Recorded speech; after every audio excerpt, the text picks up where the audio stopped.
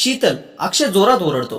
तशी शीतल घाबरून हातातला चाकू फेकून देते. त्याचे लक्ष निलिमाकडे जाते तर तो लगेच तिच्या जवळ जातो. तिच्या हाताची नस कापलेली असते आणि शीतल तिच्या हातात चाकू ठेवत असते, जेणेकरून लोकांचा असं गैरसमज व्हावा की तिने स्वतः आत्महत्या केली. अक्षय खिशातून रुमाल काढून तिच्या हातातला बांधतो.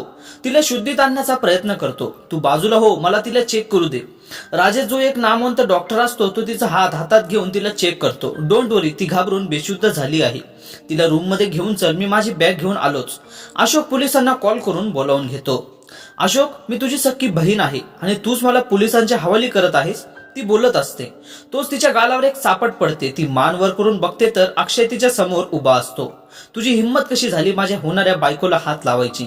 तू जर माझ्या मित्राची बहीण नसती ना, आता या क्षणी, इथेच या क्षणी तुझा जीव घेतला असता. तो रागाने अडवतो. तिच्या अंगावर जातो. तसं सगळे त्याला, पण माझं प्रेम आहे तुझ्यावर अक्षय, अगदी कॉलेजमध्ये असल्यापासून. पण तू काय केलंस मला नाकारून त्या फडतूस मुलीसोबत लग्न करत आहेस. ती चिडून बोलते. जिला फडतूस बोलत आहेस ना, ती माझी होणारी बायको आहे. माझं तू तिच्यावर प्रेम आहे.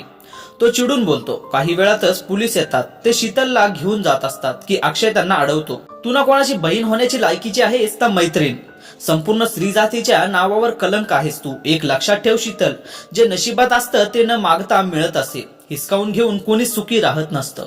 इन्स्पेक्टर घेऊन जाईल, नाहीतर मला माहित नाही मी हिचं काय करेन ते. तो रागाने मुठ्या आवळत बोलत असतो. कोणीतरी त्याच्या खांद्यावर हात ठेवत. तसं तो मागे वळून बघतो तर अशोक मान खाली घालून उभा असतो. सॉरी यार, माझ्या बहिणीमुळे तुला आणि निलिमाला त्रास झाला. तो मान खाली घालून बोलतो.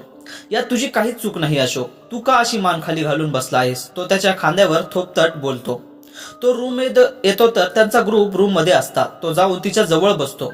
ती अजून शुद्धीत आलेली नसते. तिची अवस्था बघून तो रागाने उठून गॅलरीत जातो. हॅलो, अक्षय प्रताप, सुरजिंग सिंग ठाकूर बोलत आहे. कोणत्याही परिस्थितीत ती शीतल सहजपणे बाहेर नाही आली पाहिजे. माझ्या असिस्टंटचा कॉल येईल, तुम्हाला त्याच्याशी बोलून घ्या. तो रागाने कट करतो आणि आत येतो. कॉल ती अजून पण शुद्धीत आलेली नसते. तो तिचा हात हातात घेतो. तिला असं शांतपणे पडलेले बघून त्याला वाईट वाटतं. सांभाळ अक्षय स्वतःला, तिला काहीही झालं नाही, ठीक आहे ती. राजेश त्याला शांत करत बोलत असतो. हो, पण आज जर जिला काय झालं असतं तर तिच्या आईवडिलांना काय नोट दाखवलं असतं मी. तो नाराजीने बोलतो. मला माहित आहे अक्षय, तुझं तिच्यावर खूप प्रेम आहे आणि तू जे काही तिच्यासाठी करत ऐकून खरंच मला तुझा अभिमान वाटत आहे. नाहीतर आजकाल अशी माणसं या जगात नाही, जे काही स्वार्थ न ठेवता मदत करत असतात. राजेश त्याच्या खांद्यावर थोपटत बोलतो आणि उठून तिथून निघून जातो. तो गेल्यावर अक्षय तिथेच बसून राहतो. त्याला तिथे झोप लागते. मध्यरात्री ती शुद्ध देते. तिच्या हालचालीमुळे त्याला जाग येते. ती डोक्याला हात लावून उठून बसते. मी इथे कशी? माझं डोकं जड झालं आहे. मी ड्रिंक केली होती का? ती डोक्यावर जोर देत विचार करत असते. हो, तू तर पक्की ड्रिंकर आहेस. किती पिलीस यार, तुला चालता पण येत नव्हतं. त्यात तोल जाऊन जिन्यावरून पडली आणि हा उद्योग करून घेतलास. तो तिच्या हाताकडे बघत बोलतो. तिचं पण लक्ष हाताकडे जाते. एवढं लागलं मला तर असं जाणवलं होतं कोणीतरी मला जबरदस्तीने ओढत घेऊन जात होतं आणि माझ्या हाताला काहीतरी करत होतं. मग ते बहुतेक स्वप्न असेल माझं, ती बोलते. हो, स्वप्नच असणार ते. तो तिला काही आठवत नाही हे बघून निश्चित होतो. मला भूक लागली आहे, ती त्याच्या खांद्यावर डोकं टेकवत बोलते. पण काय खाणार तू? रात्रीचे 2 वाजले आहेत. थांब बघतो, कोणी स्टाफ जागा आहे का? तो उठून खाली जातो, पण कोणीच जागं नसतं. राज, तू बाहेर आहेस ना? आता ये, माझं काम आहे तुझ्याकडे. तो एक कॉल करतो. तसं एक त्याच्याच वयाची व्यक्ती आत येते. काय हवं आहे का बॉस? तो अदबीने हातची घडी घालून बोलतो. तिला भूक लागली आहे, तिच्यासाठी काहीतरी बाहेरून पार्सल घेऊन ये आणि जर रेस्टॉरंट बंद असेल तर चौपट पैसे दे, पण रिकाम्या हाताने येऊ नकोस.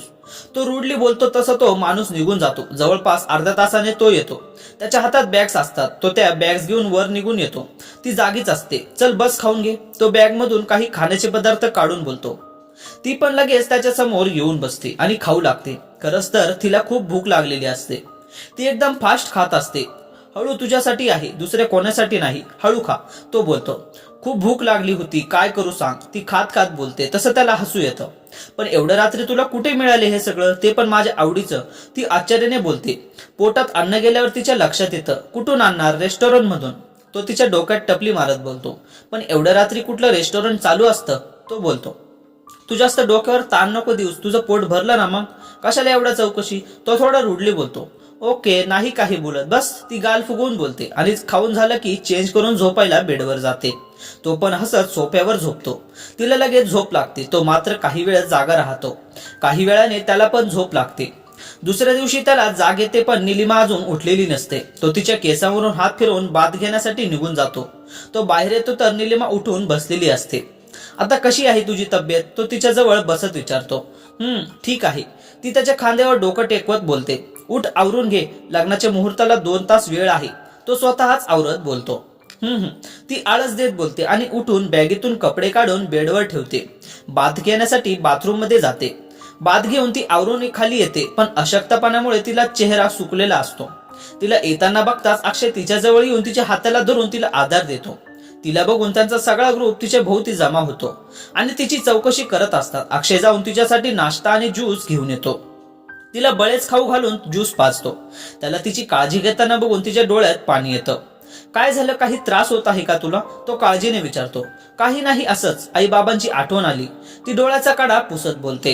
काही वेळाने लग्नाची विधी चालू होतात. निलिमा सगळे विधी एन्जॉय करत असते आणि अक्षय तिलाच बघत असतो. सगळे विधी झाल्यावर सगळे त्या दोघांना भेटायला स्टेजवर येतात. सगळे त्यांची खेचत असतात. जेवणानंतर सगळे आपापल्या रूम मध्ये येऊन आराम करतात, कारण परत संध्याकाळी रिसेप्शन असते. निलिमा आणि अक्षय रूम मध्ये येतात. अक्षय तिचा टॅबलेट्स देतो आणि तिला आराम करायला लावून तो पण आराम करतो. संध्याकाळी तो जागा होतो तेव्हा निलिमा बॅग भरत असते. अगं, कुठे निघालीस, ते पण आता या वेळेला? तो आश्चर्याने डोळे चोळत बोलतो. अरे, उद्या सकाळी लवकर उठावं लागेल आपल्याला, आणि लवकर निघालो तर काकीनाडाला लवकर पोहोचू ना, ती आनंदाने बोलते. त्याचा चेहरा उतरतो. तो काहीच न बोलता तो गॅलरीत जाऊन उभा राहतो. त्याचा सगळा मूड ऑफ झालेला असतो. ती रिसेप्शन साठी तयार होते. अक्षय तिच्याशी अजिबात बोलत नसतो, पण तिची बडबड अखंड चालू असते. ती तयार होऊन बाहेर येते तर अक्षय तिलाच बघत राहतो. गोल्डन कलरच्या लॉंग गाऊन मध्ये ती खूपच सुंदर दिसत असते. दोघे खाली येतात. सगळे त्यांच्या भोवती जमा होतात. अशोक आणि प्रिया स्टेजवर उभे असतात. येणाऱ्या गेस्ट त्या दोघांचे अभिअशोक करत असतात. निलिमा खूप उत्साहाने बघत असते. लेडीज अँड जेंटलमेन, आज आपले लाडके मित्र आणि आपल्या ग्रुपचा हिरो अक्षय आज आपल्या समोर एक गाणं सादर करणार आहे. राजेश माईक घेऊन अक्षयला गाणं म्हणण्यासाठी फोर्स करतात. अक्षय सगळ्यांना नकार देत असतो, पण सगळे त्यांच्याकडे हट्ट करतात, त्यामुळे तो नकार नाही देऊ शकत. राजेश त्याच्या हातात माईक देतो.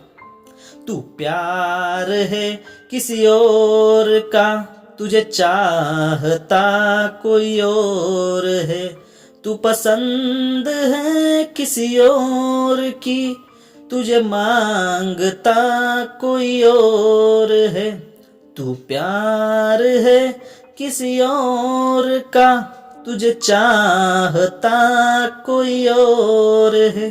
तो निलिमाकडे बघून गाणं म्हणू लागतो. त्याच्या डोळ्यातील पाणी बघून सगळ्यांना त्याच्याबद्दल वाईट वाटत होतं, पण कोणी ते जाणवून दिलं नाही. त्याचं गाणं संपतं तसं टाळ्यांचा कडकडाट होतो. तसं तो भानावर येतो. दोघे जेवण करून रूम मध्ये येतात. अक्षय अजून पण शांत असतो. ती जेवढं बोलेल तेवढ्याला हो नाही एवढंच उत्तर देत असतो. तिला कळतच नाही हा असा का वागत आहे. अक्षय, काही प्रॉब्लेम आहे का? ती नाराजीने विचारते.